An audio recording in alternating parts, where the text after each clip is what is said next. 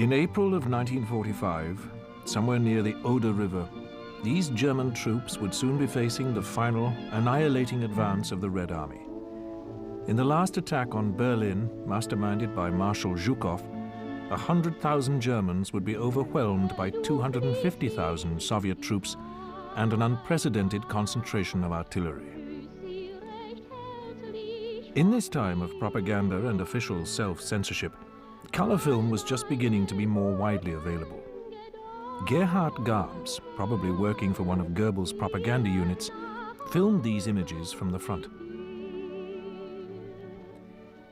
His brief was to capture heroic poses, but the cinemas of the fatherland, where this kind of footage was intended to inspire German civilians to hold on to Nazi dreams of supremacy, had long been in ruins. The Third Reich was on the verge of collapse.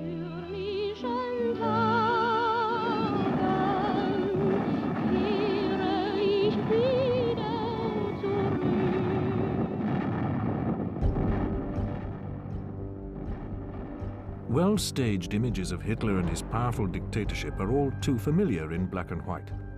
But hidden in film archives and private collections, more intimate color film, some shot by amateur enthusiasts, has also survived. Filmed on Normandy beaches and at country festivals, some of this footage documents ordinary life in the Third Reich. Some of it, the horrific reality of Hitler's extraordinary worldview. Access to these Nazi home movies and the wealth of history they contain is relatively recent, and like British and American footage of the time, much of its content is controlled by the nature of its source. But the color of these images somehow brings us closer to the evil intent of Nazi ideology and the change it wrought upon the world.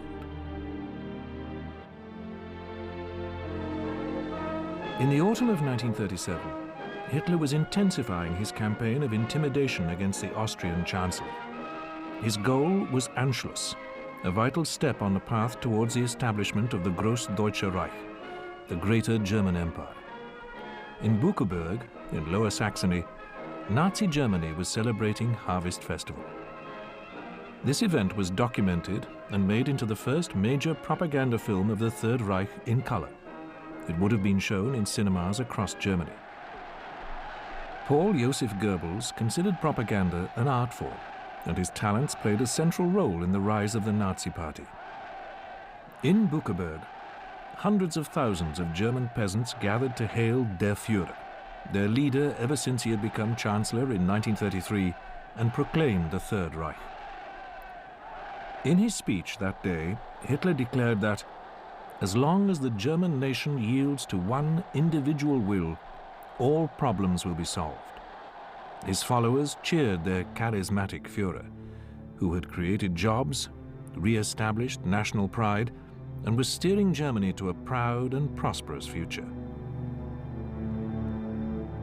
These inhabitants of Ederitz celebrated Harvest Festival on the same day and dressed up in national costume for the occasion. An official Nazi camera team from the local administrative division, probably working on Rassenforschung, or race research, which was being carried out with the sole purpose of seeking scientific validation for Hitler's sacred Aryan myth, came to document this parade for their folklore archive. It was this essence of the German nation that Nazi ethnologists wanted to capture, and to this end they used the new 16mm color film to record images of national festivals. Harvest Festival is to be the expression of our gratitude for God's rich blessings, wrote a little German girl in her diary. Yet it is also an expression of our gratitude for the Reich's leadership, which helped to bring new prosperity to our peasants.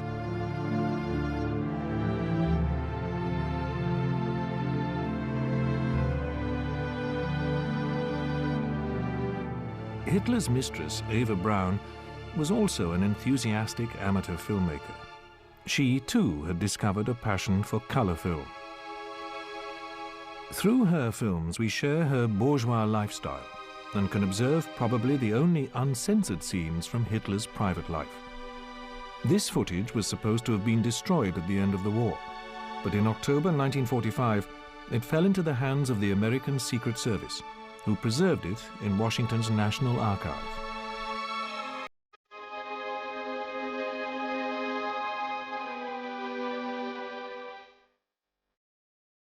1937. Marlene Dietrich spends her holidays in Austria, not far from Obersalzberg. She's accompanied by her Hollywood colleague Douglas Fairbanks Jr., as well as by a small camera with color film.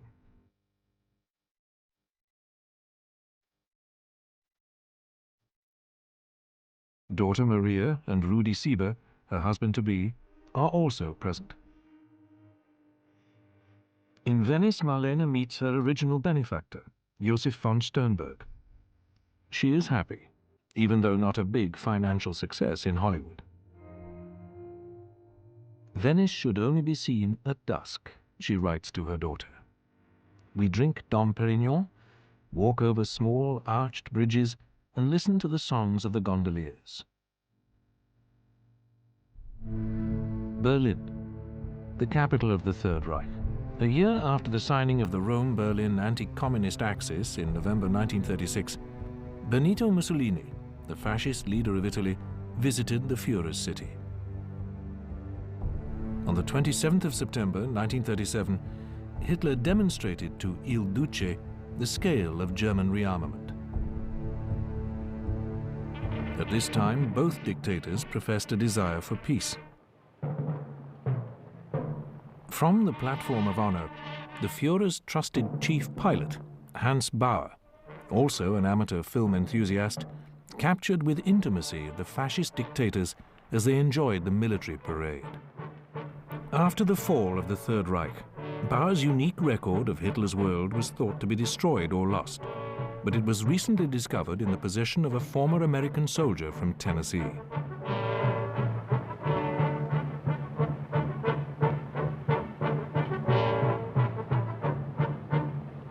The parade of the individual units lasted 3 hours.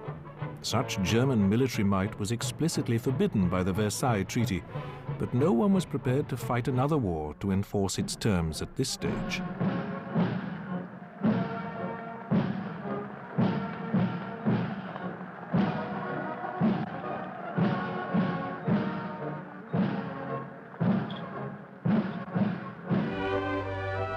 The Third Reich now began to show off its growing strength, not only in Germany, but also beyond its borders.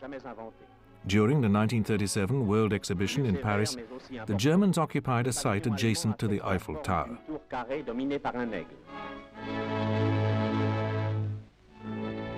Directly opposite was the Soviet Union's exhibition hall.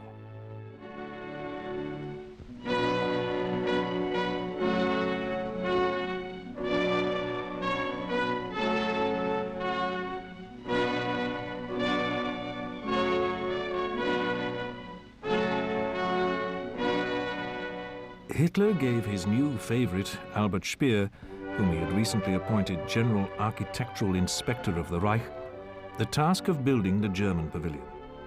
In Berlin and at Obersalzberg, they deliberated over drawings and drafts through the night.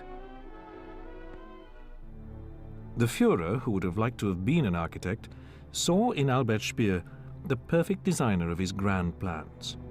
Speer, already a member of the close circle around the dictator, was on friendly terms with Eva Braun, who filmed them together in early 1938.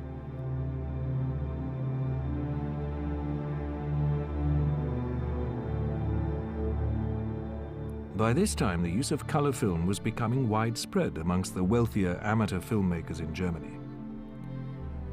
In Quedlinburg, an SS officer filmed Heinrich Himmler on a visit to the city. Each year, Himmler paid tribute to his idol, King Heinrich I, who is buried in Quedlinburg Cathedral. The SS leader was obsessed with the Aryan myth of superiority symbolized by the swastika. He intended to replace Christian faith with Germanic cults under the Third Reich, and his training of the SS was steeped in secret ritual.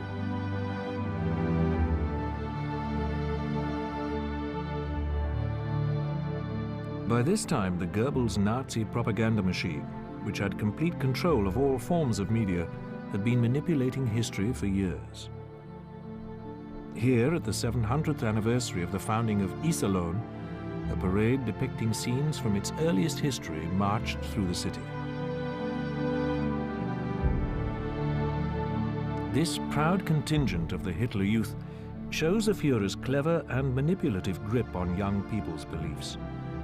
At the age of 10, all children had to join his youth leagues dedicated to Nazi principles.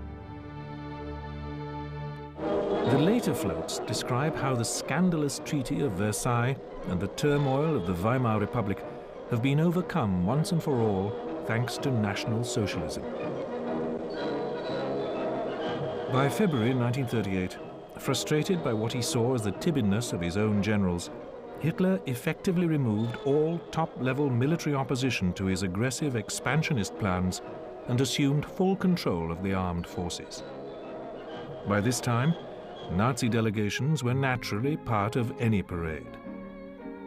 The Nazis were a genuinely popular government at this stage, but given the nature of the Nazi regime, its carefully choreographed outdoor events and the dangers inherent in public opposition to the regime, its real following is difficult to assess. There was certainly vocal and widespread support, but many still found anti-Semitism and theories of racial supremacy distasteful or absurd. Nonetheless, unwanted elements, ethnic, social, or political, continued to be systematically eliminated from the Third Reich by being imprisoned or forced into manual labor in concentration camps. With the Anschluss, the annexation of Austria, came the Great Spring Cleansing. On the 18th of March, 1938, anti-Jewish pogroms and the enforcement of German anti-Semitic laws unmasked a racial frenzy in Vienna as the SS assumed control of all Jewish affairs in Austria. An American touring Europe documented these disturbing scenes.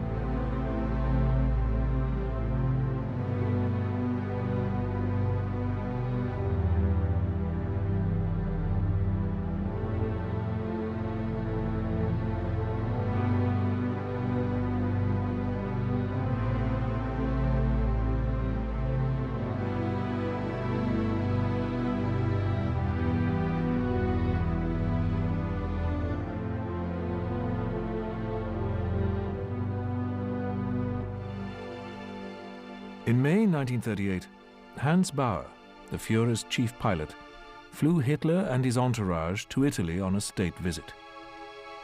He documented his impressions in a small film he called Beautiful Italy. 6 months later, the film was shown to the German public. The host, King Vittorio Emanuele III, was an expert in demonstrating his superiority over Benito Mussolini, who, after all, held the power. Hitler detested the courtly ceremonials and let the king know it.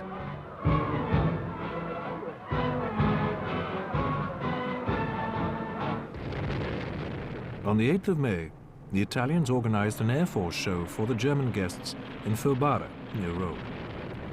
But the Italians recently returned from their embarrassing but eventually triumphant foray into Abyssinia were slowly becoming the junior partners in the Rome-Berlin axis. Hitler and his escorts were little impressed by the Italian show of force. The demonstrations by the Italian fleet, however, as Hans Bauer later recalled, did gain the respect of their German allies.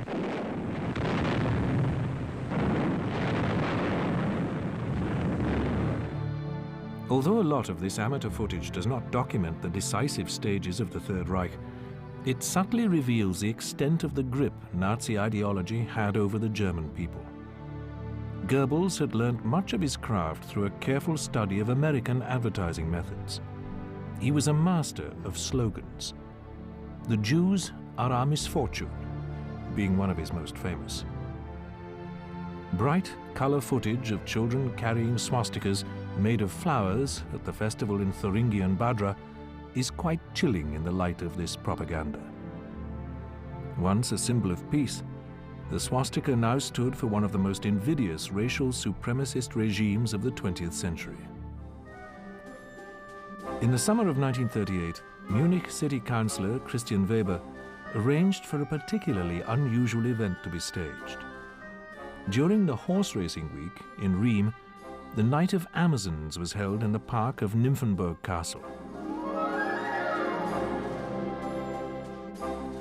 Since visiting the World Exhibition in Paris, Weber, a fervent Nazi, wanted to prove that German girls were much prettier than French girls. So the German Diana, goddess of the hunt, and her servants was shown off in an unusually liberal manner by Nazi standards. The role of women in Germany at the time, of course, focused on the home and bearing children. Women could earn a special medal, the Honor Cross of the German Mother, for having children. A bronze one for having more than 4, a silver for more than 6, and a gold one for more than 8. That same summer, the annual Gypsy Festival took place in the small town of Wieskau in Sachsen-Anhalt. The Nazi ethnologists came with their cameras to shoot color film of these activities. The entire village was present, most dressed up as thieves or gypsies. Gypsies did not fit into Hitler's master plan, however. They had been declared inveterate criminals. Forced labor and mass sterilization of the gypsies, because they are endangering the blood purity of the German peasantry, was widely recommended. A special section had been created for them in Buchenwald concentration camp. Approximately 250,000, but maybe as many as 500,000 gypsies, ultimately died in the Holocaust. This festival included an odd custom of hanging an effigy of a thief at its close. This footage was found in the Federal Film Archive of Berlin, commissioned by the National Socialist Party. The cameramen, Erich Wiesleder and Paul Welz, visited the Nazi Congress in Nuremberg in September 1938 to document life in the delegates' camp. For this special occasion, they were allowed to shoot in 16mm color film.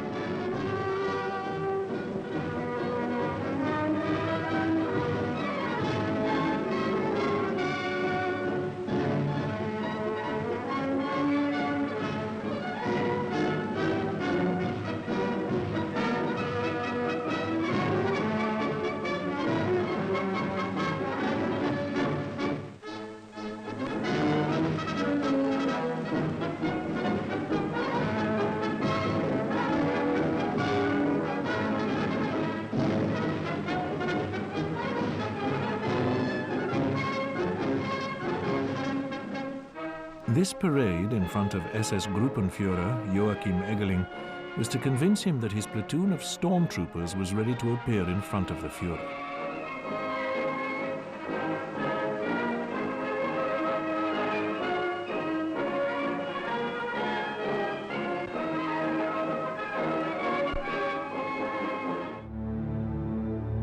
Back at Obersalzberg, Eva Braun continued to film her lover, this time in the pose of the determined and powerful politician. That same month, Hitler intended to bring the Sudetenland home into the Reich, with a military operation against Czechoslovakia in line with his plans to overturn the Treaty of Versailles. But the operation, codenamed Green, was cancelled, as Western powers urged him to come to a diplomatic agreement. The agreement, at which the Czechs were not present, gave in to nearly all of Hitler's demands and ceded the Sudetenland to Germany. German forces crossed the border unopposed on the 1st of October, 1938. Harold von Wietinghoff-Riesch, an officer of the Third Reich, was present with his film camera when the German forces performed a victory parade in the marketplace of Kratzau. The generals Walter von Reichenau, Fedor von Bock and Gunther von Kluge here accepted the salute of local dignitaries and then signed the Golden Book of the city.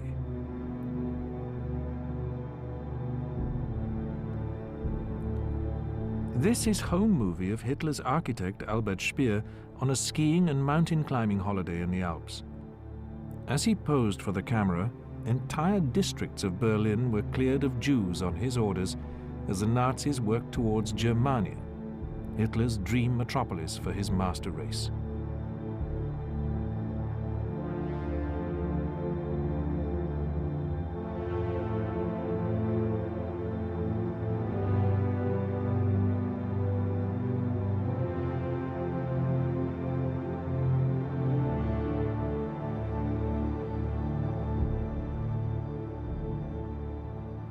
This idyllic scene, documented on 16mm color film, shows Albert Speer's children Hilda and Albert Jr.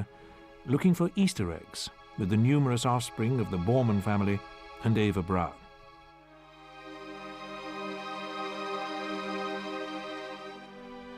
Back on the terrace, Hitler posed for Eva again, surrounded by old comrades.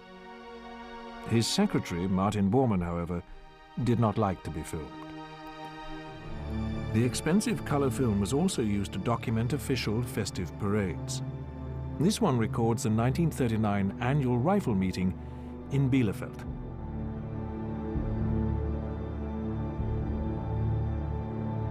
The marksmen marched under the banner of the Nazi Reichsleague for physical exercises, and the local SA, or brown shirts, provided the military band.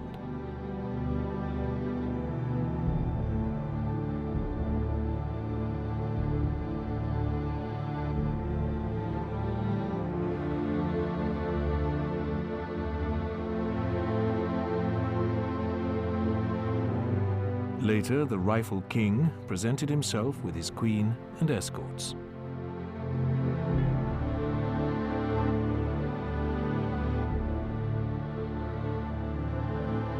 Since 1933, the club had steadily enriched its traditional events with the symbols of the new era, entirely in line with National Socialism, along with the Hitler salute.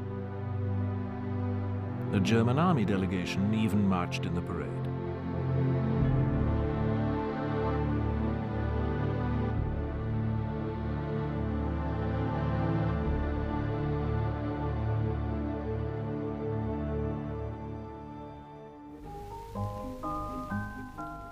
At a fair in Eisleben, these Germans enjoyed peace in the spring of 1939.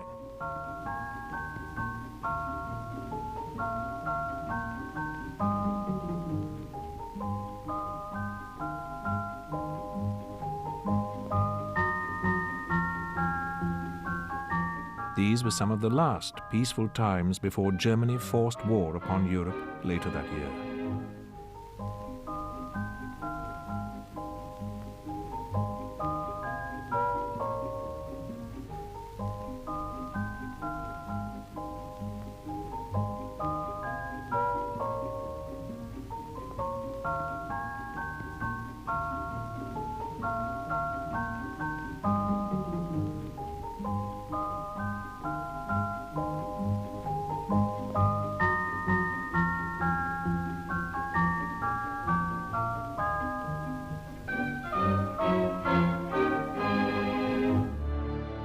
On the 12th of March, 1939, at the Cavalry School in Hanover, the officers had been invited to display their skills on horseback.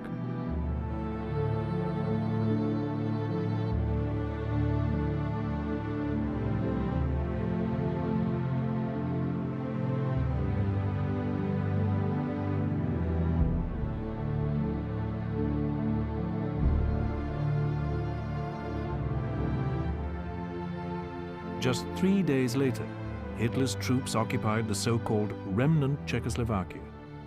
This was the first German annexation of territory not dominated by a German population. It prompted Britain and France to guarantee Poland's borders that same month. The Nazi regime stood firm, but there was rising discontent among the German population since the invasion of Prague. The future was insecure, and people feared war. In Berlin, the color bearers of the German Labor Front celebrated the 1st of May. "We are bonded for the better and the worse," was part of Hitler's speech to the nation on the occasion of Labor Day, for which he received frenetic applause.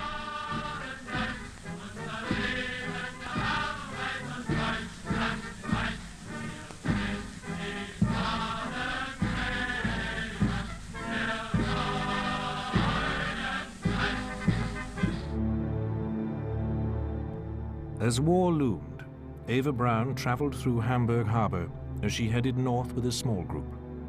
She filmed the big cruisers of the Reich, like Strength Through Joy, which were anchored at the landing bridges.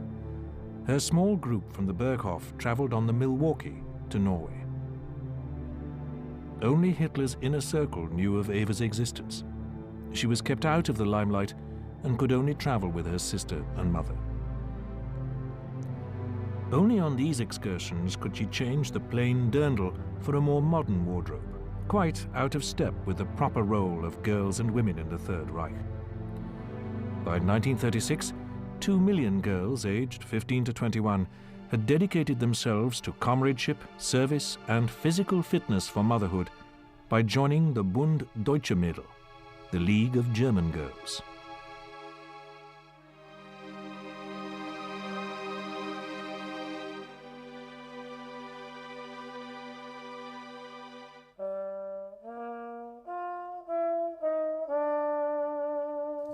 Cap d'Antibes, almost at the same time. Marlene Dietrich spends the summer with her escorts in southern France.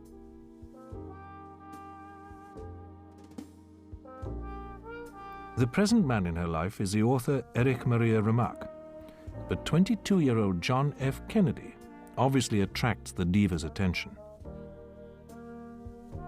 Marlene has been a US citizen for several weeks now. All attempts by the Nazi leadership to get her to return to Berlin were in vain. From now on, she is considered a traitor.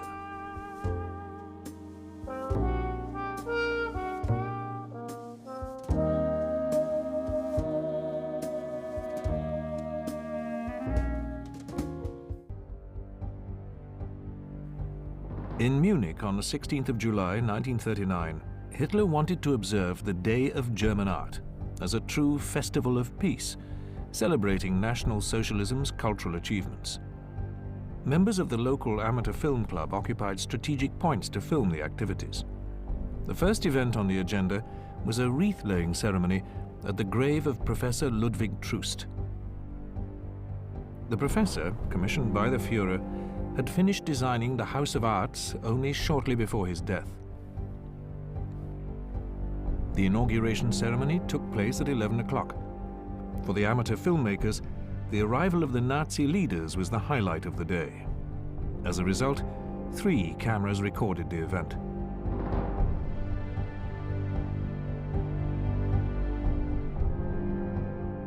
The architect's widow showed Hitler and his guests the latest masterpieces by German artists.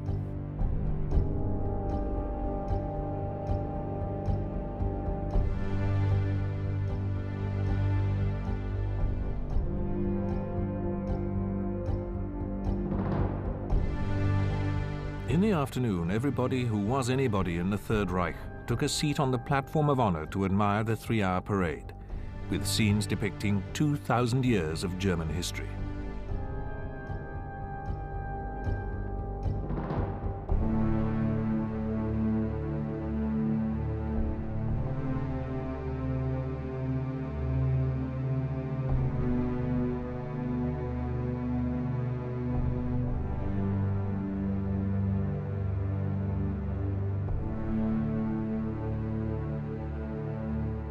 The Nazi procession, wrote an American spectator, is the admission of the Führer's ruthless conquering plans. Indeed, the next victim of his megalomania had already been decided: Poland.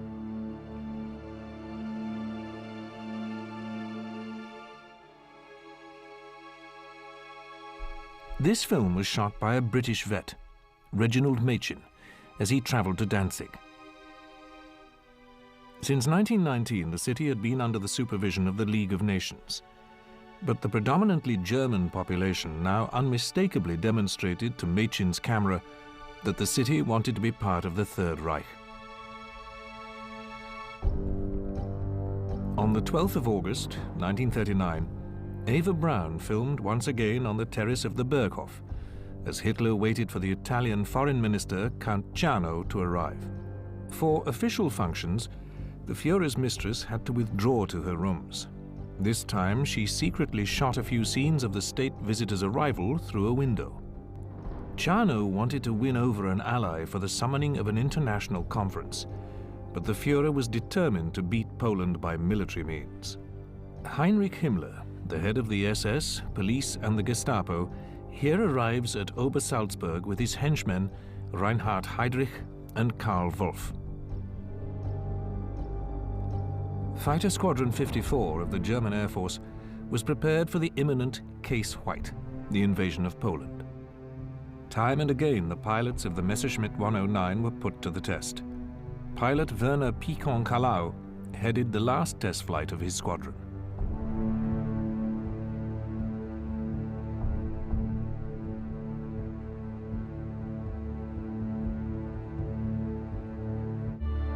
On the ground, the machines were lovingly maintained in preparation for war.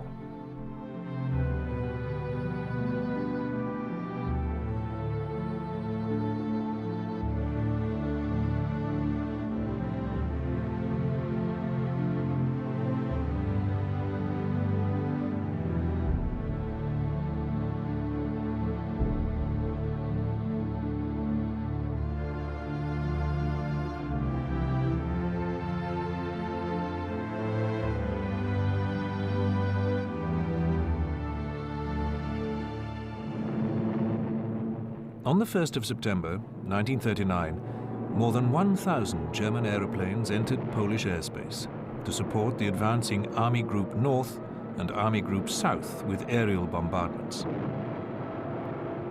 2 weeks later, the Red Army advanced from the east. On the 6th of October, the last remnants of the Polish army surrendered as the Germans and Soviets shared the spoils. Lieutenant Edgar Forsberg from the 257th Infantry Division was sent with his division into southern Poland. For many years, the book printer from Berlin had been an enthusiastic amateur filmmaker. He recorded these scenes from Krakow, probably unofficially.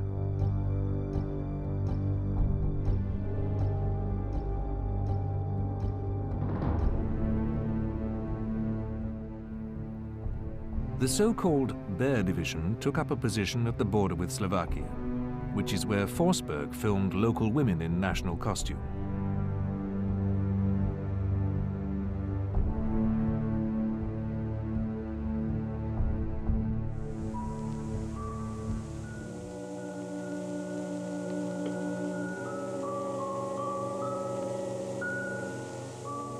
For centuries, Galicia had been a center of Jewish culture. Some 800,000 Jews lived more or less peacefully side by side with Ukrainians and Polish people, but to the Nazis, they were subhuman.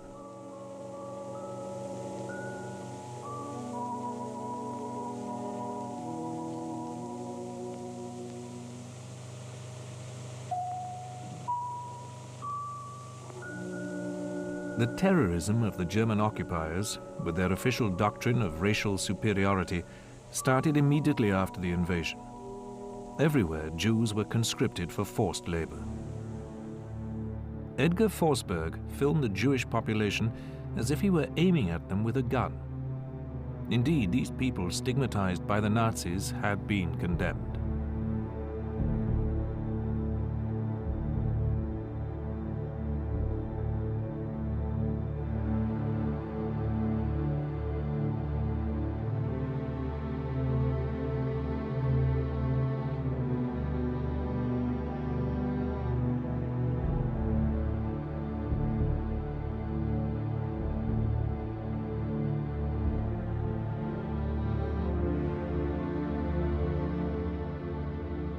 Around this time, Action T4, the code name for a euthanasia program initially targeting infants with mental and physical disabilities, also began in Germany.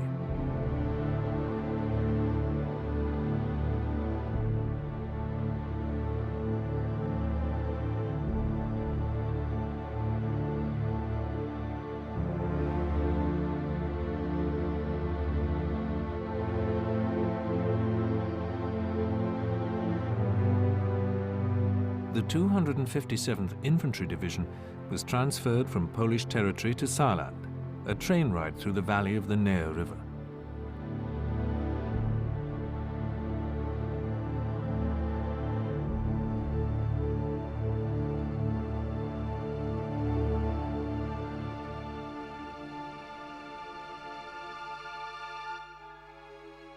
France had launched an abortive offensive into the Saarland in September 1939, before retreating to the security of the Maginot Line. All road and rail connections were cut off and bridges destroyed. For months, all had been quiet on the Western Front, with only occasional small skirmishes. Villages along the frontier district had been evacuated. These are scenes recorded in Niedergeilbach in Saarland.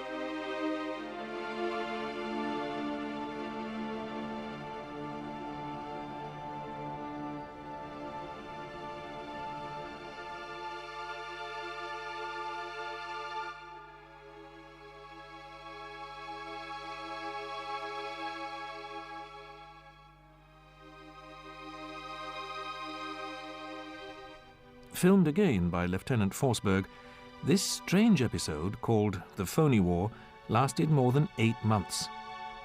In Saaralben, French grenades set fire to empty houses, images that would become common in the coming war. Here are some French soldiers captured by the Germans. The prisoners were fed, then herded together.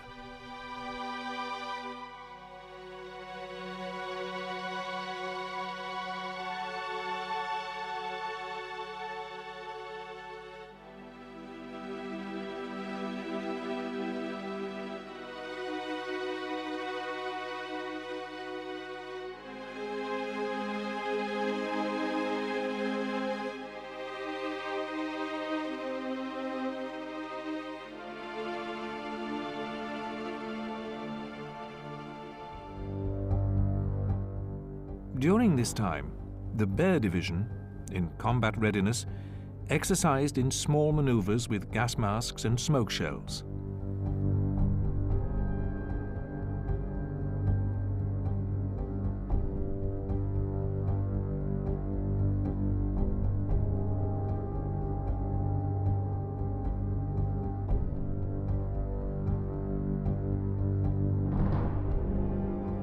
At the Berghof, Hitler again entertained his entourage. Since the invasion of Poland, the Führer now only wore the soldier's grey coat. He had little time for Eva and her girlfriends. Since October, he had wanted to attack France. Time and again, his generals had voiced objections. But now, nobody could stop him. The Blitzkrieg started on the 10th of May, 1940, codename Case Yellow. The main thrust against France came through the wooded Ardennes region, wrongly thought by the Allies to be impassable for tanks. These images, filmed by Harold Wietinghoff-Riesch, show the aftermath of the offensive.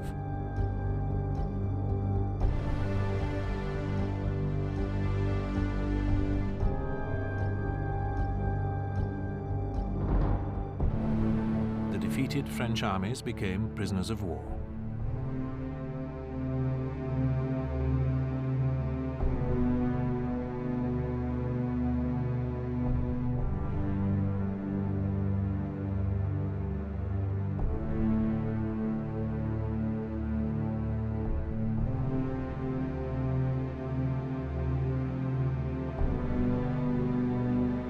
Many French civilians became refugees.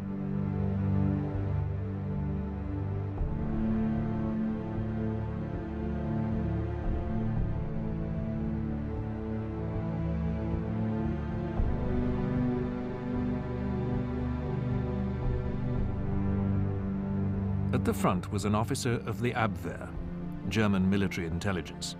Captain Hermann Meyer-Rix carried in his pack an 8mm camera and some color film. His scouts had been collecting information on the operational and tactical plans of the French, but the French had little with which to stop the advance of the Germans. Since German tank divisions had broken through the French front line near Sedan on the 14th of May, leading panzer units advanced quickly, reaching the Channel coast at Noyelles on the 20th of May, cutting off the British Expeditionary Force and the best units of the French army.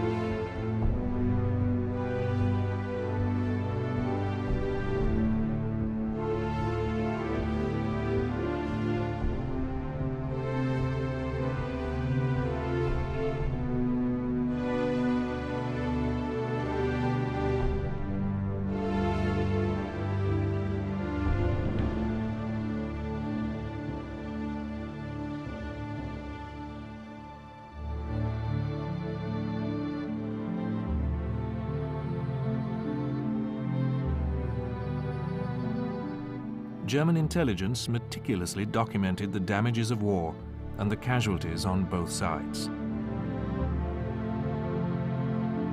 And Hitler's chief pilot, Hans Bauer, filmed what was left of Allied aeroplanes. The Air Force generals rejoiced in their victory, particularly Hermann Göring's deputy, Erhard Milch. French and British resistance had completely broken down after only a few weeks.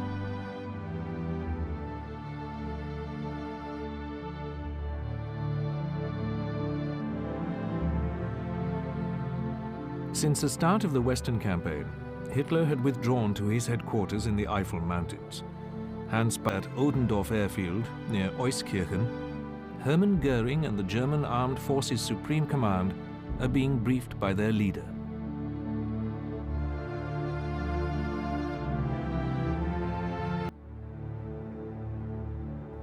On the 2nd of June 1940, at Cambrai Airfield in northern France, badly wounded German soldiers were flown in.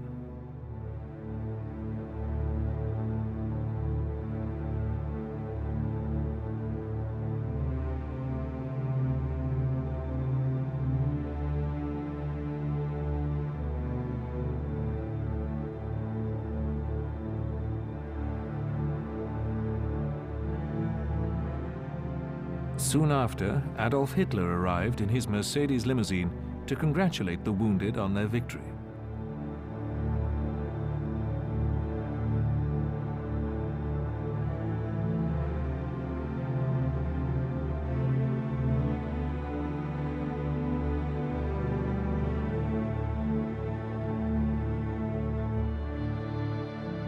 The triumphant leaders of the German military forces were recorded here at lunch by Bauer.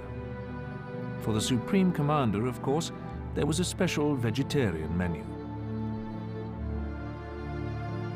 Even newsreel cameramen seldom had the opportunity to film Hitler like this. With the exception of Eva Braun's private films, these scenes filmed by Hans Bauer are the only informal color shots of the dictator, neither cut nor censored.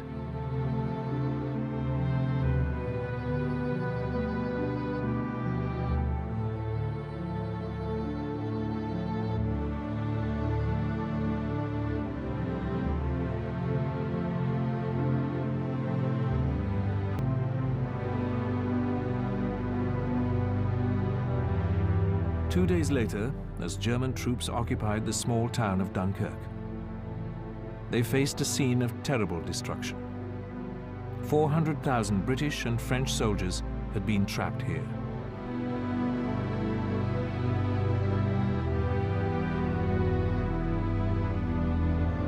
When the Germans finally arrived at the beach, they became aware that they had not succeeded in dealing a decisive blow. At the last moment, the Allies had managed to evacuate 338,000 men, despite the heavy bombardment. But they had been forced to leave behind a larger part of their equipment.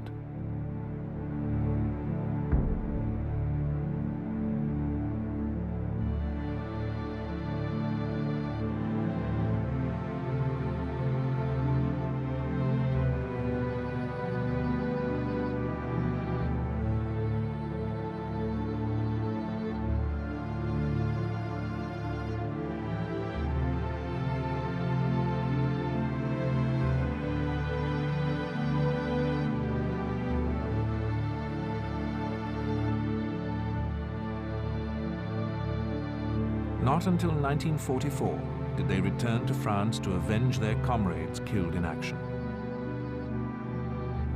German tank and mechanized units advanced further into France, where they met little resistance. By now, Germany had breached the Weygand line, the defensive line along the River Somme, and on the 10th of June, German forces had crossed the Seine. That same day, Italy declared war on France and Britain. By the 13th of June, the French government had declared Paris an open city. The next day, German forces marched into the capital. The intelligence officer Hermann Meyer-Rix filmed these scenes in the first hours of the occupation. He captures the pride of the conquerors and the humiliation of the defeated.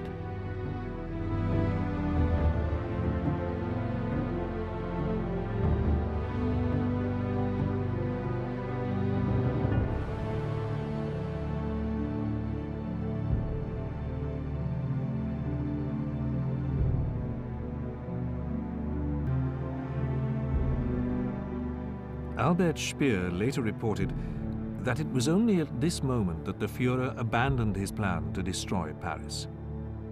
"When we shall have completed Berlin," he is said to have told his architect, "Paris will only be a shadow."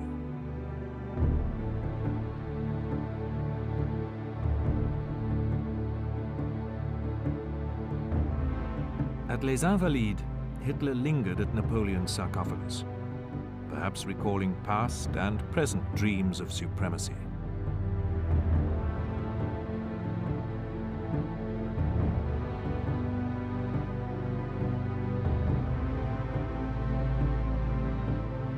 The Pantheon was his next stop, to visit the French Hall of Fame. The German dictator's expansionist dreams had come to fruition, at least for the time being. 5 years later, however, the French would be dancing in the streets of Paris, celebrating victory as Berlin and the Third Reich lay in ruins.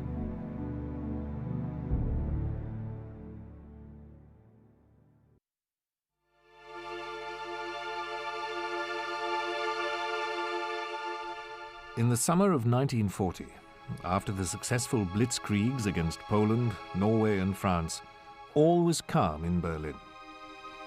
For the British, the Battle of Britain was about to begin, as the Luftwaffe launched their attacks on merchant shipping in the Channel on the 10th of July. But the war must have seemed far away to the Berliners seen here, enjoying the summer sun at the Wannsee.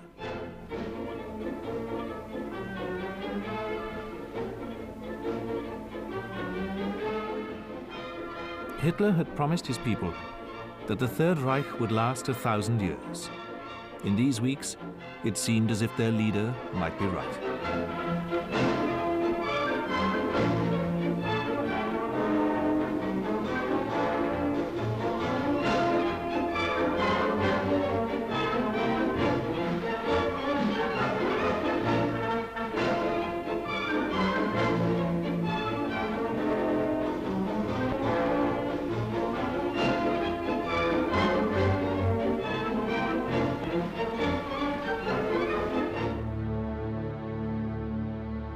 Early in July 1940, the entire city rejoiced. In Freiburg, a battalion of the Reichsarbeitsdienst, the compulsory labor service for all able-bodied citizens of the Third Reich, prepared for departure. Their destination was occupied Poland. Götz Hirt-Reger unofficially filmed this material. He was then just 20 years old.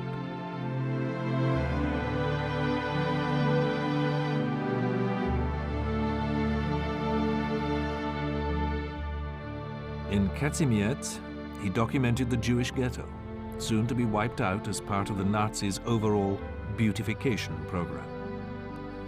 He was billeted with the other men of his battalion in a school not far from the city.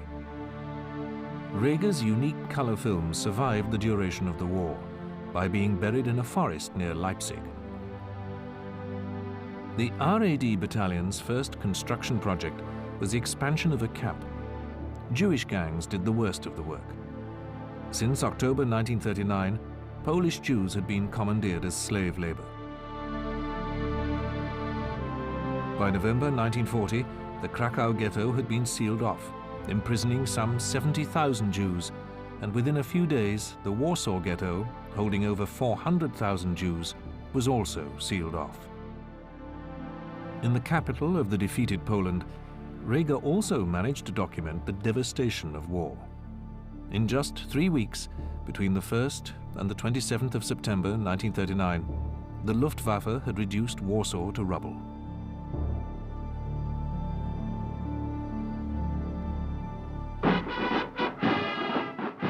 These pictures were taken at a summer camp of the Leipzig Hitler Youth in the Austrian Villach. As tough as leather, as swift as a greyhound, and as hard as steel was their motto as they exercised ultimately in preparation for the front. The Nazis very effectively targeted children with their propaganda. At 10, boys joined the Jungvolk. Girls joined the Jungmädel. Boys then joined the Hitler Youth, and girls the League of German Maidens, Bund Deutsche Mädel, or BDM. The children of propaganda minister Goebbels were no exception. Here they pose properly dressed in German national costume for the camera.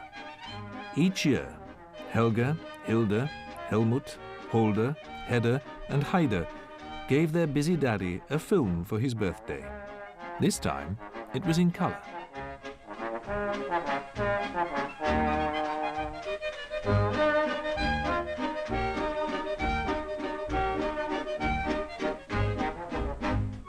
With her 6 children, Magda Goebbels liked to present herself and her children as a model National Socialist family.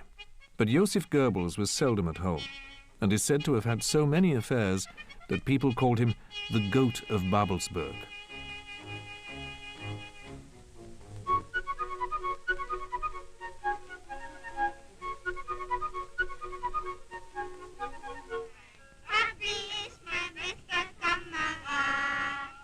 "My daddy is the best comrade," sang the Goebbels children for his birthday film.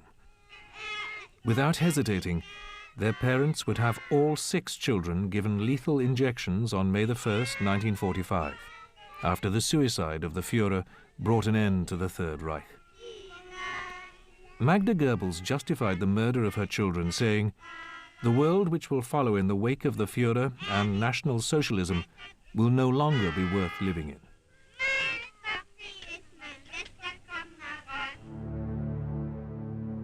But in the summer of 1940, Hitler was at the height of his power, and with almost all of Europe surrendered to the Nazis. His next target was Great Britain.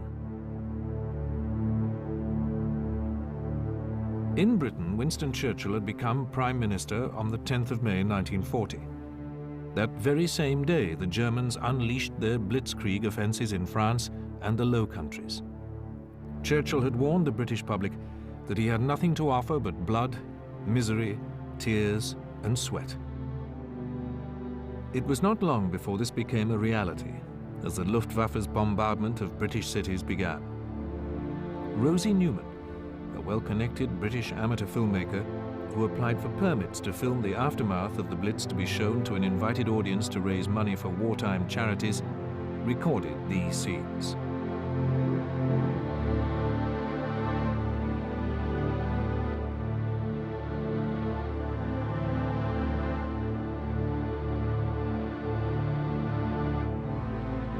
For months, London was the main target of German raids. The Führer wanted the capital of the empire wiped from the face of the earth. The Luftwaffe did its best. So many piles of broken window panes littered the streets that Londoners coined a new phrase, Blitz windows.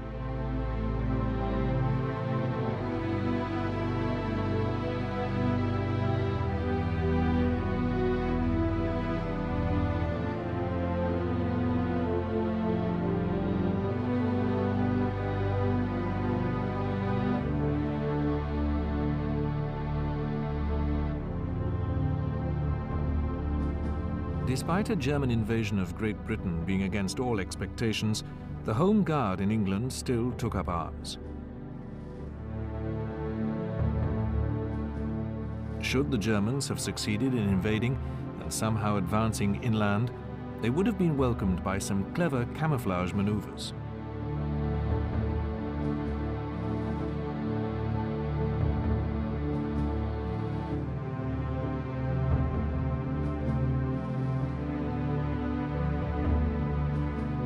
National coastal defenses to inhibit Nazi landing boats even reaching the beaches had also been installed. For months, the British had been experimenting with flamethrower systems in search of the perfect mixture of petrol and oil. Back in Germany, in the winter of 1940, Götz Hirt-Reger attended a course in Schlieffen Barracks to train as a radio operator. Whenever he had the opportunity, probably unofficially, he shot scenes of soldiers engaged in basic training. For months, all they did was train, as Hitler postponed the invasion of England, called Operation Sea Lion, time and again. In the end, Hitler had to accept that an invasion of Britain was not possible. He turned his attention instead to the Soviet Union.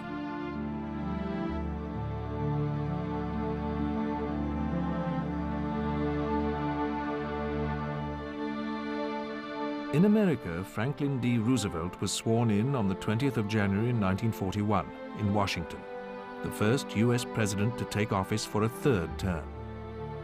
During the election campaign, Roosevelt promised the Americans that their sons need not go to war, but he would do all he could for the British war effort.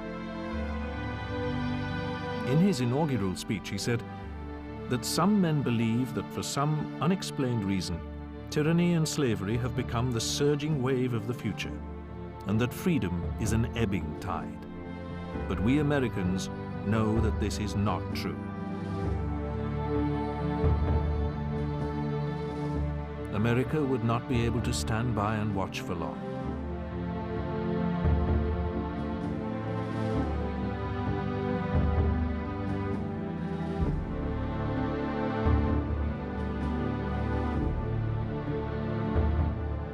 Not all Americans, however, shared this view. Some believed they too had found their idol in Adolf Hitler. These members of the German-American League met in the forests of New Jersey each year. American Nazis had built a community center at Camp Bergwald, where they sought to emulate their German role model.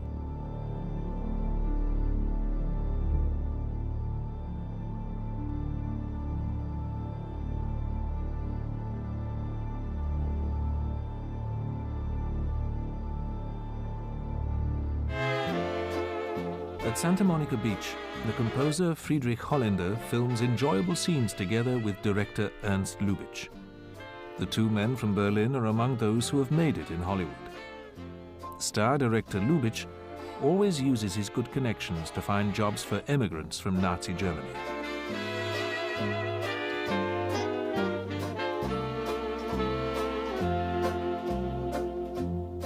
Friedrich Holländer, who gained world fame as the composer of Marlene Dietrich songs, can afford a villa at Woodrow Wilson Drive in Hollywood Hills.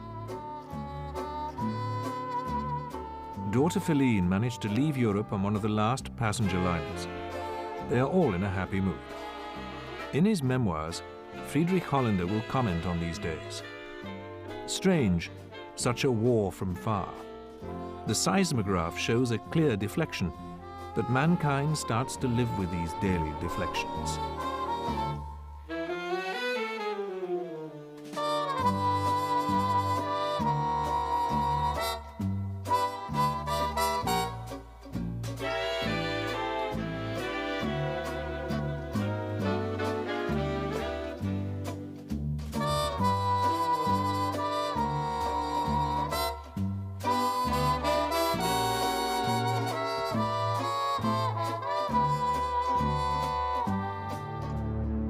By March, President Roosevelt still balked at war, but he had secured the Lend-Lease Act, which provided vital material assistance to Britain and the Soviet Union.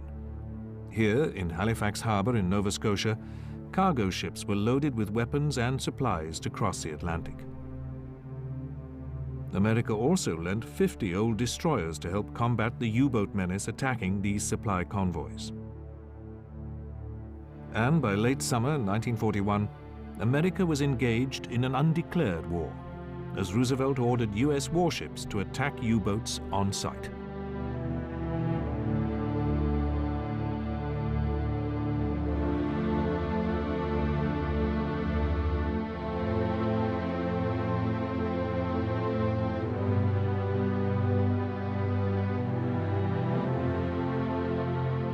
German submarines did, however, manage to successfully torpedo supply boats, but the Royal Navy fought back.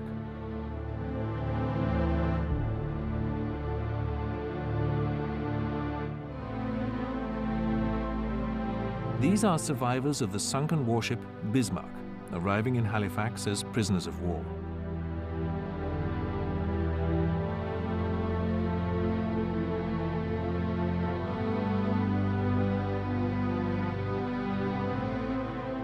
Meanwhile, in Europe, Hitler had opened a new theater of war. In April 1941, the German army had invaded Yugoslavia, conquering the country within 11 days. Gottfried Kessel, an officer with the infantry regiment Großdeutschland, was an enthusiastic film amateur. His company had selected him to film their war diary.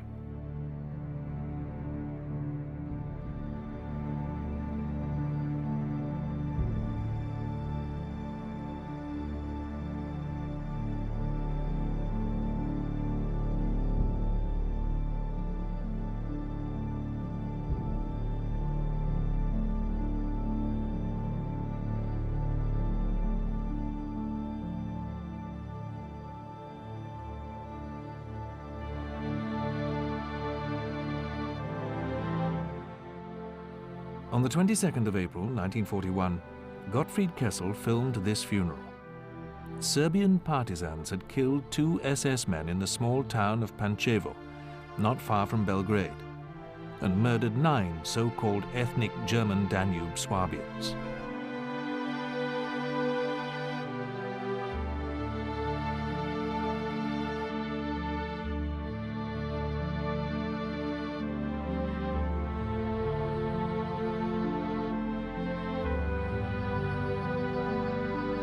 The German army's revenge was ferocious.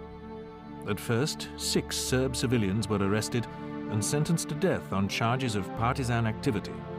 They were publicly executed by an ethnic German hangman.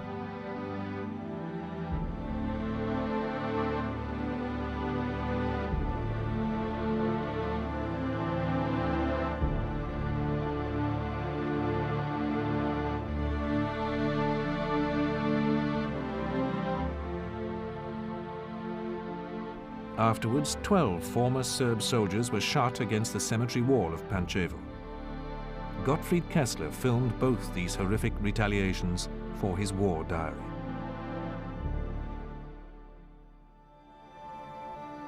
Two months later, the German army invaded the Soviet Union. Friedrich Gerke took part in Operation Barbarossa as a supply commander of the 23rd Infantry Division. He had brought a camera and color film with him from occupied Paris. By the evening of the first day, his unit had reached the burning village of Ondreševo.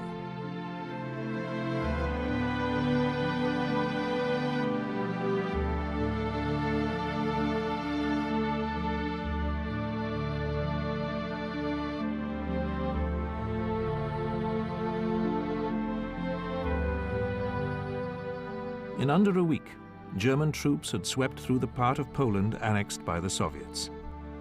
The Red Army was not prepared for the attack.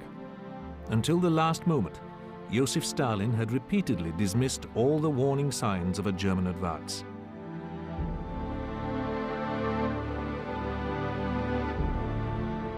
By the 29th of June, 1941, after fierce battles, units of Army Group Center conquered the Ukrainian town of Chechenov. Harold von Wietinghoff-Riesch documented their victory. Here, Ukrainian women wait at the entrance to the temporary prison camp, hoping their men will soon be released. 1,200 Soviet soldiers were detained here. In March 1941, Hitler declared that the forthcoming war with Russia was a new kind of war. A war between races and between ideologies. It would have to be waged with unprecedented, unmerciful, and unrelenting hardness. As ideological enemies of Nazi Germany, all Soviet commissars would have to be eliminated. The generals of the Third Reich were empowered by Hitler to pardon any German soldier who broke international law. By the end of the war, approximately 7 million Ukrainians had died. General Field Marshal Gunther von Kluge now focused on planning his campaign against Moscow.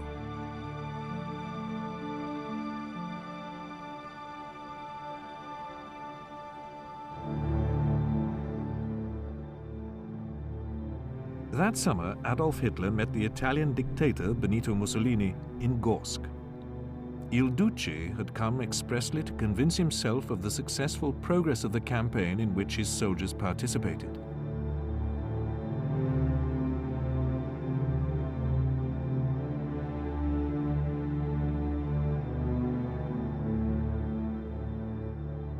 Here the generals are seen having lunch. Again, Air Force Captain Hans Bauer took these shots. Despite the extraordinary censorship of the period, Bauer continued to be free to pursue his hobby in the immediate vicinity of the Führer.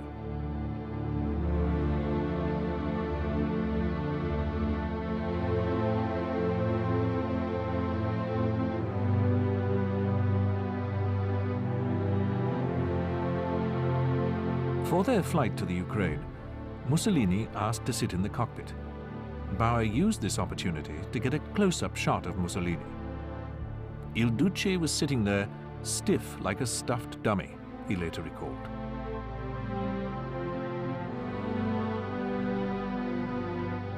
Arriving in Uman, Hitler and Mussolini visited the troops. Escorted by Foreign Minister Joachim von Ribbentrop, the Führer's secretary, Martin Bormann, and generals von Rundstedt and Jodl.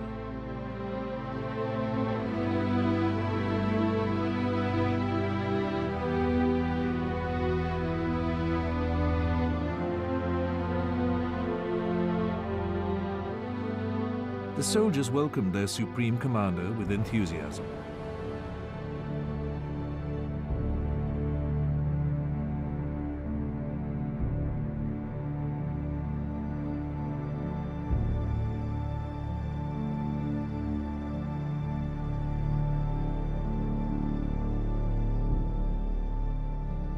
German forces had advanced more than 400 miles on a front that stretched from the Crimea in the south to Leningrad in the north, and inflicted devastating losses on Soviet forces. These scenes from a burning village near Smolensk, filmed by Friedrich Gerke, show the extent of the destruction.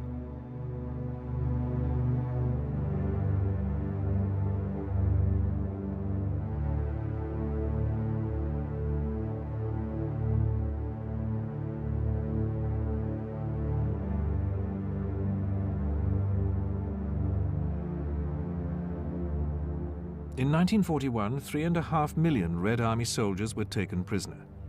In the first 10 weeks, nearly half of them died of hunger and disease.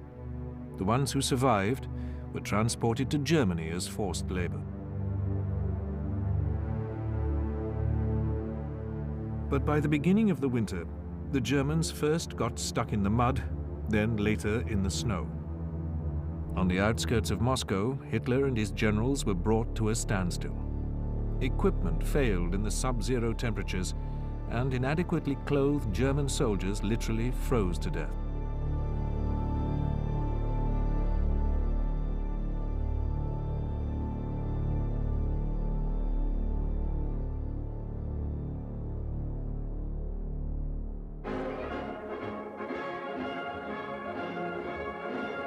Back in the fatherland, a sports group of the German Labour Front from Breslau set out on a run in May of 1942.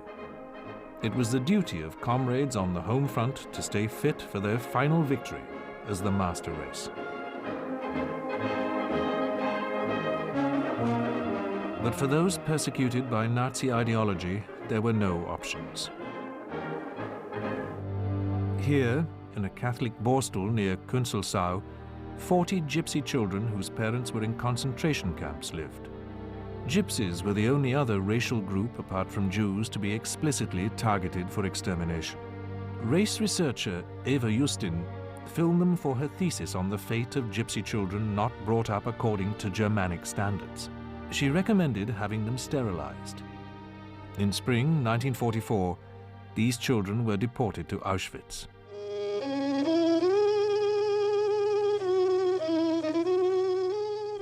In 1942, a Nazi camera team traveled to Warsaw to make a film about the ghetto. Goebbels' propaganda ministry probably sent the reporters, but their precise task remains unclear. After the war, black and white fragments of films shot in the ghetto were discovered, but in 1996, in a private collection in Moscow, this color material was found.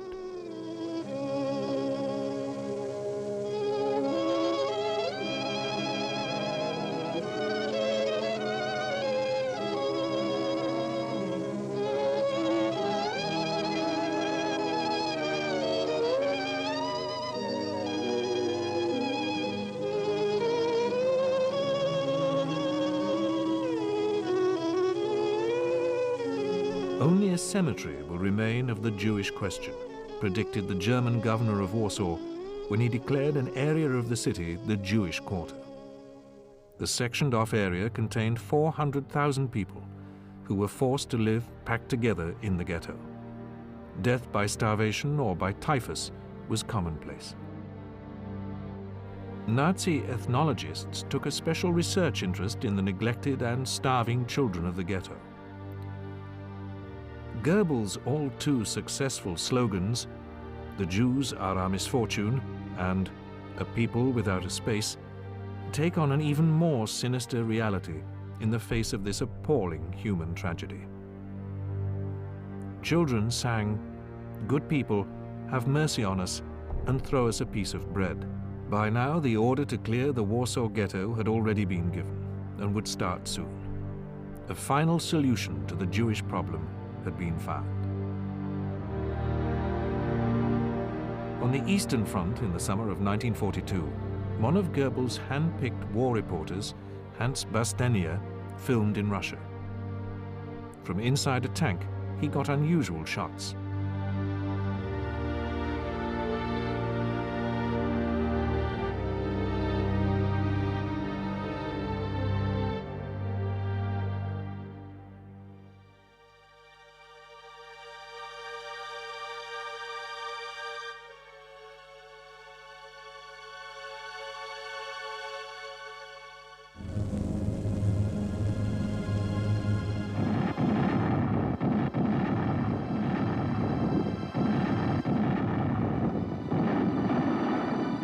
The propaganda ministry wanted only scenes of storming troops and defeated Red Army soldiers. But time and again, Hans Bastania took more realistic pictures of the horror of war.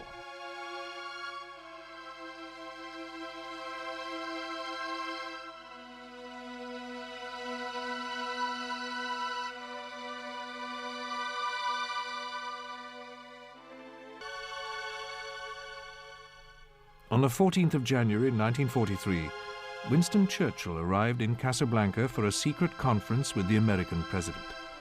Stalin was also invited to Morocco, but declined to attend, as the meeting coincided with the closing stages of the Battle of Stalingrad. The Allies negotiated for 10 days.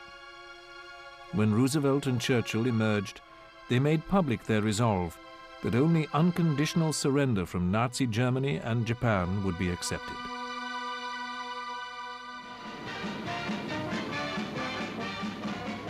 Two months earlier, more than 100,000 Allied soldiers had landed in northern Africa and occupied Morocco and Algeria.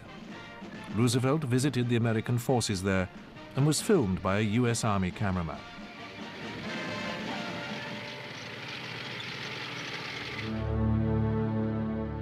After their bitter defeat, the remainder of Rommel's Africa Corps had withdrawn to their bases in Tunisia, where a final surrender of Axis forces in North Africa took place in early May 1943. The Field Marshal had already been ordered to return to Germany. In the wake of defeat, Arab volunteers were recruited by the Germans for sabotage operations. Colonel Meyer Rix, part of Abwehr, filmed with his small 8mm camera as the auxiliary troops were sworn in. They were codenamed Felmi. The fate of this Arab sabotage unit is not clear. Most probably, it never became operational.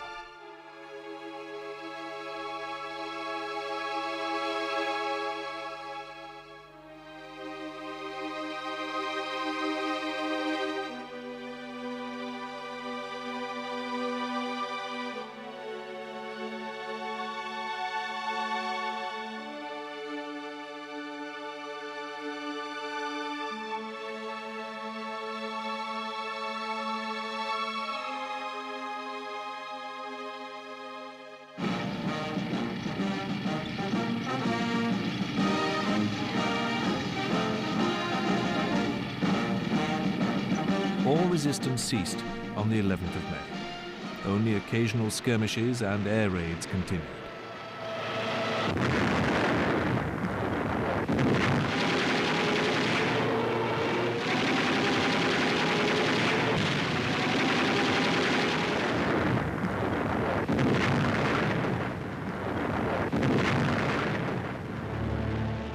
Allied forces took 130,000 German and 120,000 Italian soldiers prisoner in Tunisia.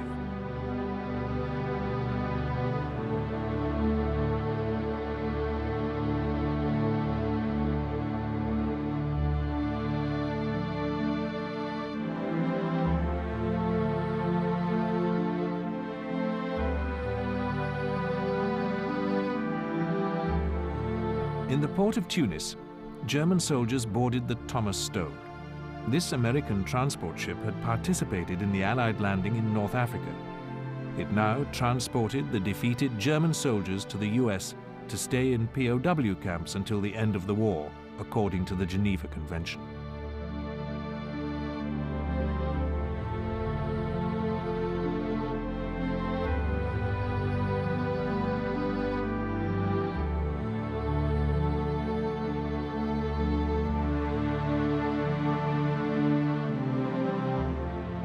On the 8th of June 1943, American cameramen filmed what was left of German aircraft on the military airfield of El Aouina near Tunis.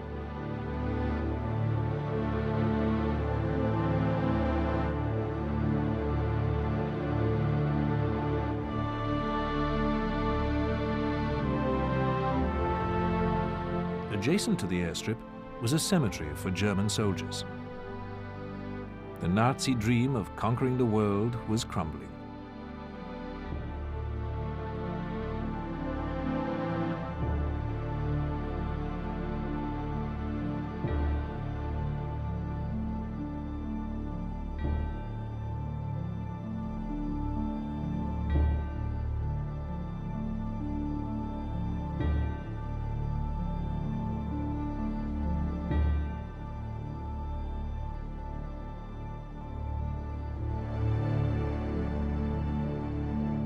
At the Casablanca conference, the British and Americans had agreed to postpone landing on the French coast. First, Sicily had to be conquered to secure supply routes through the Mediterranean. The 10th of July was set for the landings.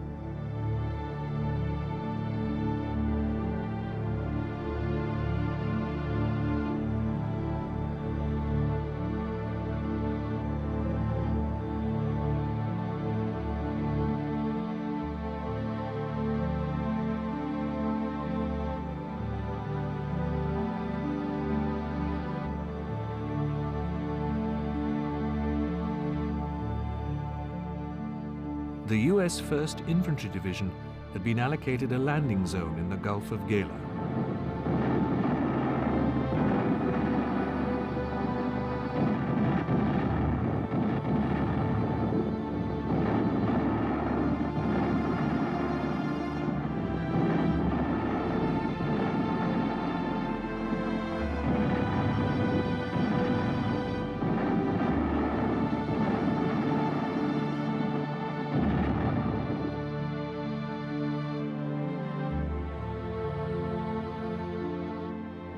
The Italians, who had long since tired of the war, wanted to resign from their coalition with Hitler.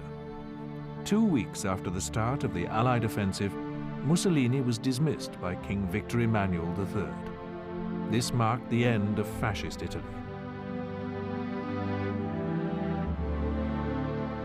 For 38 days, the Germans resisted fiercely. But on the 17th of August, 1943, Messina, the most northerly point on Sicily, was liberated and came under Allied control.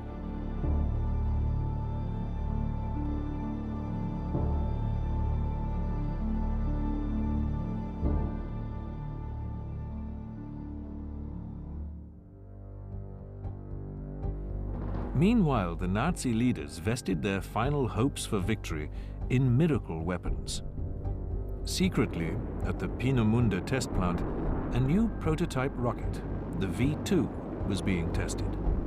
The Germans wanted to use them for revenge raids against British cities.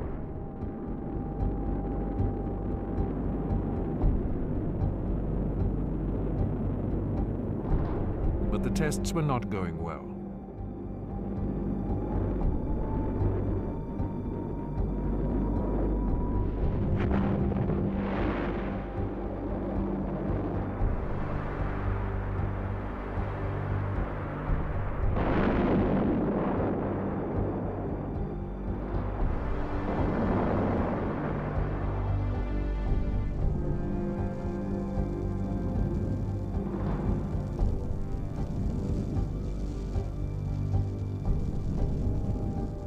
On the 29th of June, Heinrich Himmler visited Peenemünde.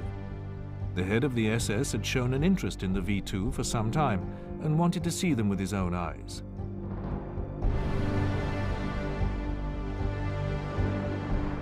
The test rocket took off according to plan, but after a few seconds it went into a spin and crashed out of control.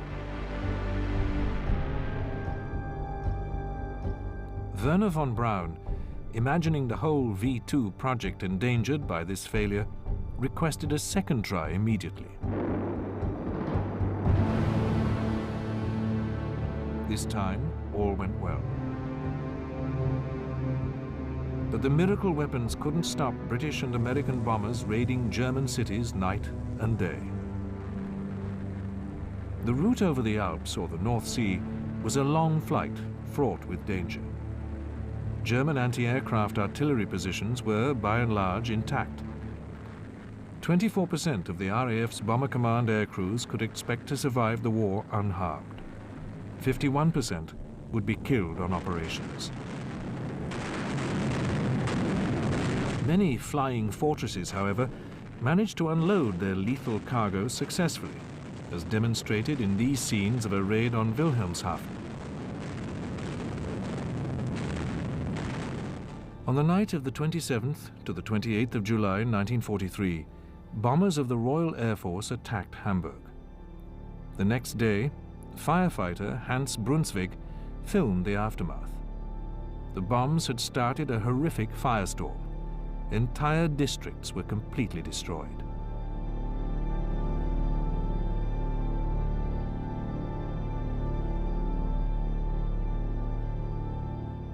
It's thought that 40,000 German civilians were killed in these so-called Gomorrah raids on Hamburg.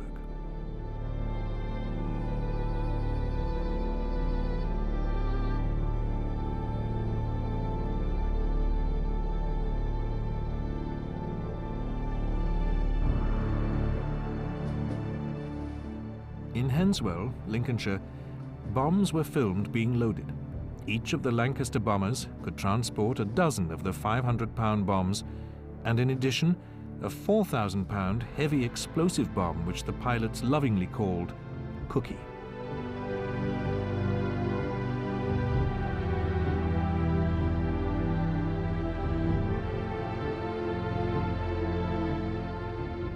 This time, the target was Berlin.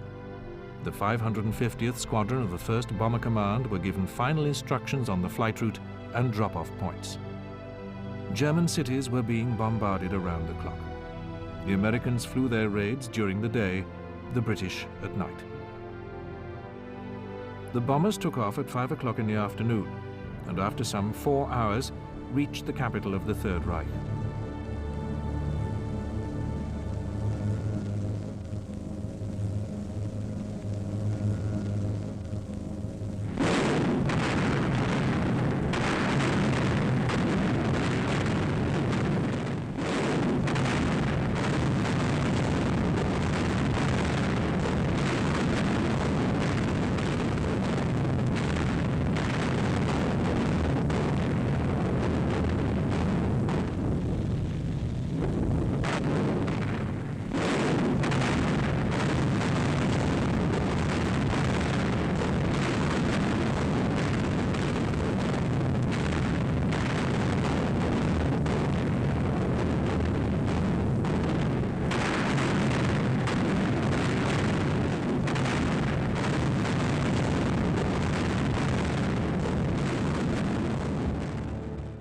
In one of these devastating air raids, the premises of Universum Film AG in Berlin-Tempelhof was heavily damaged in February 1944.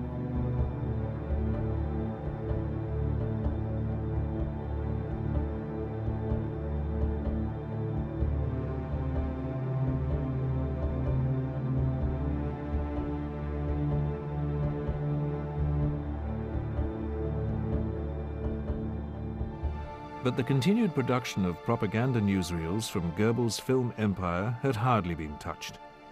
The film producers were now working on another newsreel series called Panorama, which was filmed in color.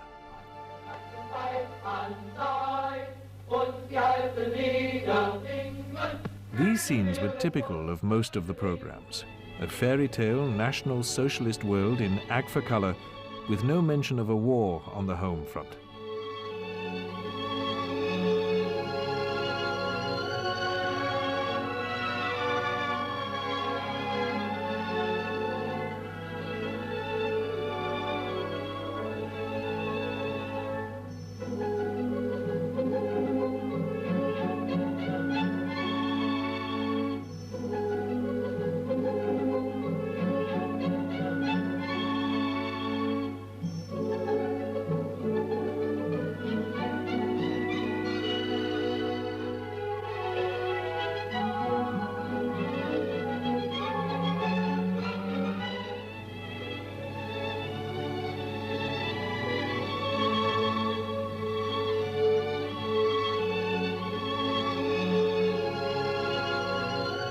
During filming in Berlin, however, war reporter Jaworski cannot entirely keep the impact of war out of his shots.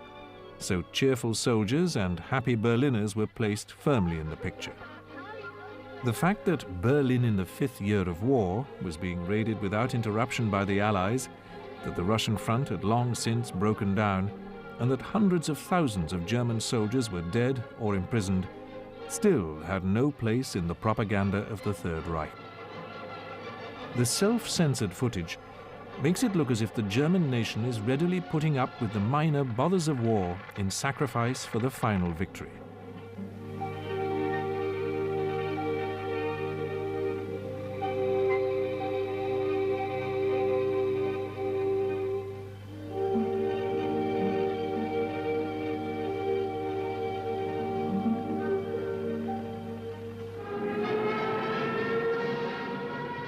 These pictures of successful dive bomber raids somewhere in the Soviet Union also suggest an unbroken faith in victory. Yet the decline of the Third Reich is by now irreversible.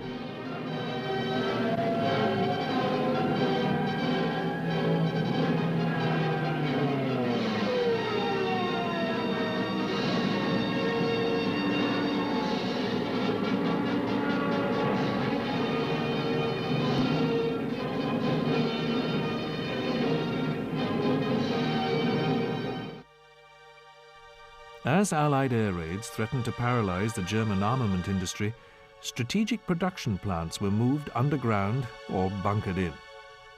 Here, a huge steel and concrete bunker for constructing submarines was being built near Bremen. Navy construction official Steig recorded the work.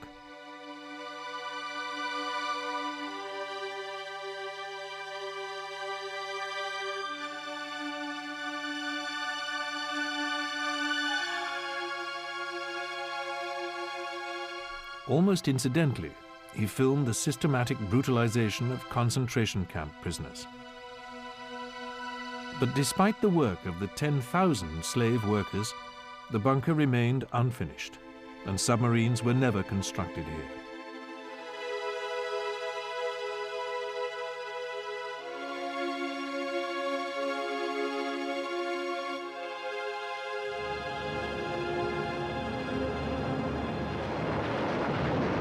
On the 6th of June 1944, in the first light of dawn, Allied landing forces stormed the Normandy beaches. Despite heavy casualties, they succeeded in creating a bridgehead during the first day of the invasion.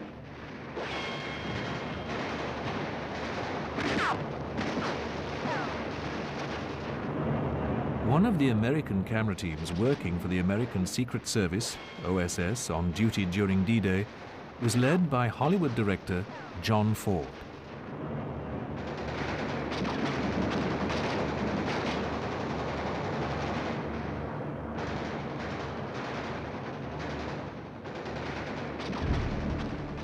Ford's Hollywood colleagues, William Wyler and John Sturgis, with their own camera teams, were also on duty for a special film project in the south of France. Since the US 7th Army had landed near Toulon in mid-August, they recorded their advance north.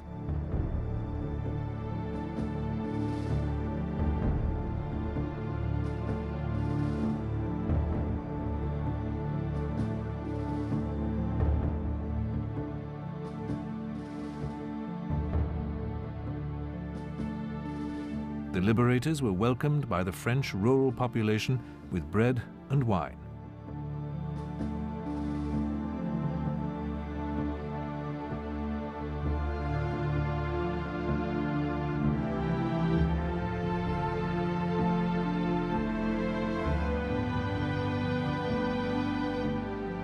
Here, a German soldier surrendered to the GIs. For him, the war was over. He'd survived. The defense of France cost the Germans a total of 700,000 casualties.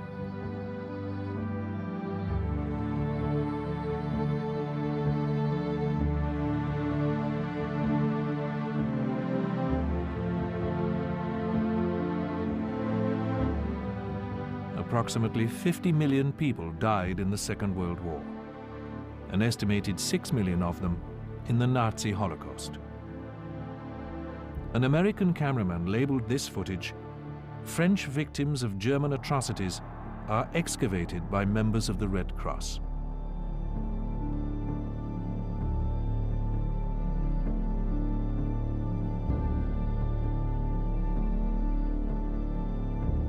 "48,000 men of Hitler's once so glorious German army were taken prisoner at Toulon and Marseille. Meanwhile, 50,000 prisoners were taken at the Falaise pocket in Normandy. They were at first held in temporary camps, and later, like their comrades in the Afrika Korps, later shipped to POW camps. Since Italy had concluded a special armistice with the Allies early in September 1943, Rome had been occupied by the Germans. The Eternal City was liberated on the 4th of June. Arrival of this news in Britain was overshadowed by the D-Day landings of the 6th of June.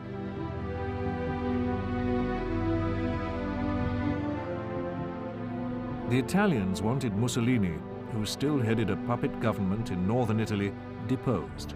He was caught and executed by Italian partisans in April 1945.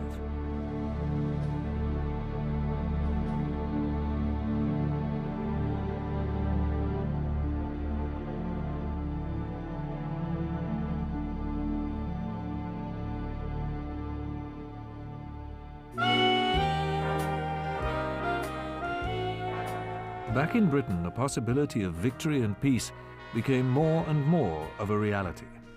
People managed to relax at this outdoor dance in Gateshead.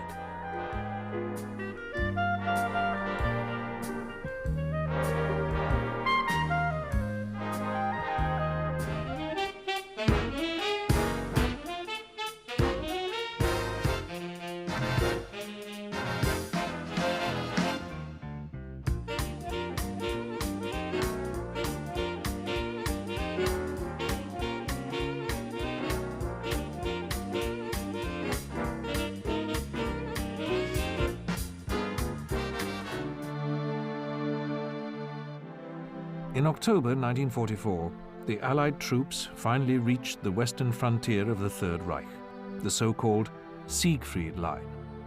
A GI records his first impressions of the enemy's country and its people.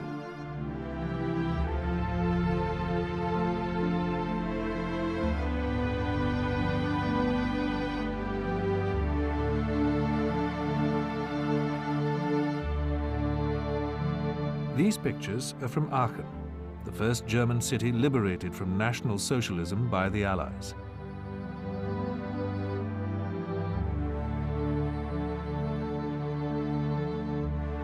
The mayor of Aachen, Karl Oppenhoff, installed here by the Americans, was assassinated days later by the Werewolves, a fanatical, die-hard Nazi partisan group. 6 months of war still lay ahead of Allied soldiers, with fierce battles and many dead, as a fanatical minority of Nazis followed their Führer to the bitter end.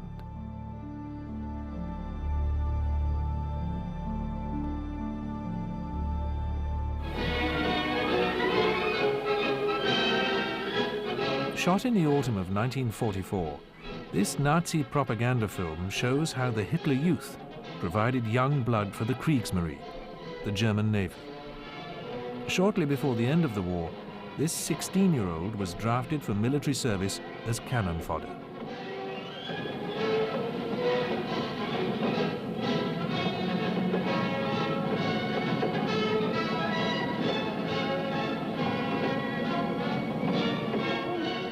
For the producers of the propaganda newsreel Panorama, holding out was all. A circus program is all that the newsreel officials can come up with in face of the menacing fall of Nazi Germany.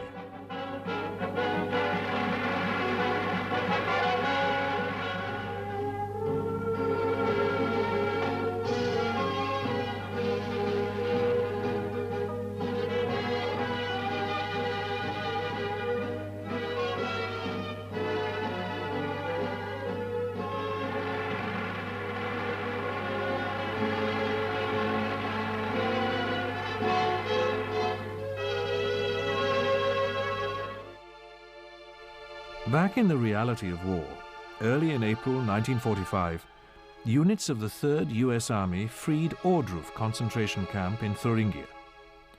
Some 10,000 workers had been detained in Camp S3. Only a few had survived the barbaric Nazi regime. The Americans were stunned by the indescribable conditions in the camp. It was the first concentration camp they had liberated.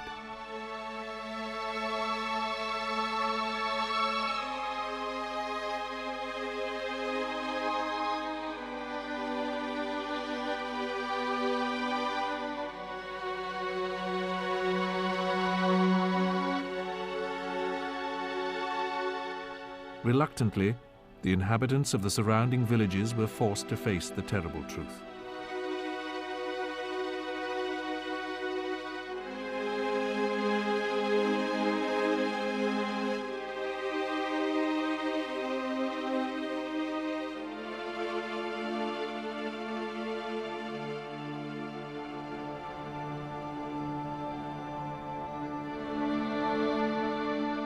Almost at the same time, the German army's last contingent took up position along the Oder River with its camera team from the propaganda machine of the crumbling Third Reich. Near the cellulose factory of Niederwutzen, troops of the 9th Army skirmished with Soviet reconnaissance troops. Berlin was only 39 miles away.